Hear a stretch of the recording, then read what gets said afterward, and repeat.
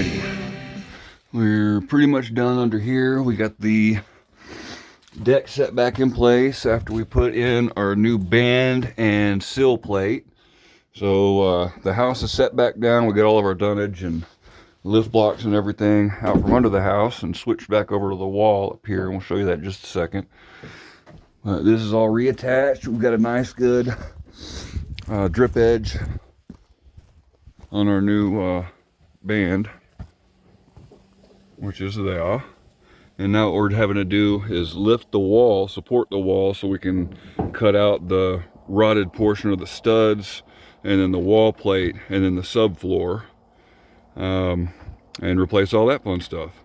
So what we've just done here is uncover this little band, so when we cut our subfloor, you know, we're 12 inches or so in from the outside edge, we can get it tore out and then slide in the new piece instead of having to fight with the corners and all that stuff from the inside, or fight with our jacks and supports and all that stuff from this side.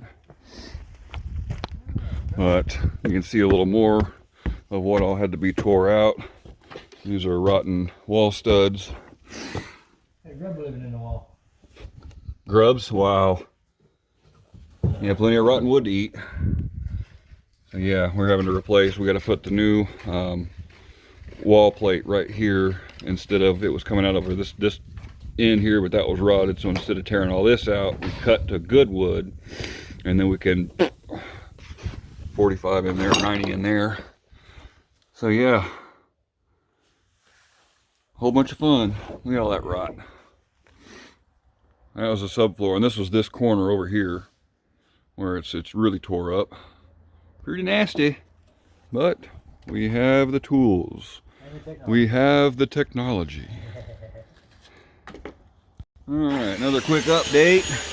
Now we got it all out, ready for the new stuff to go in. And we got us a nice little pocket right there to slide it in.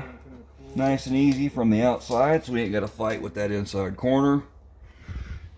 Bingo bango, Bob's your uncle.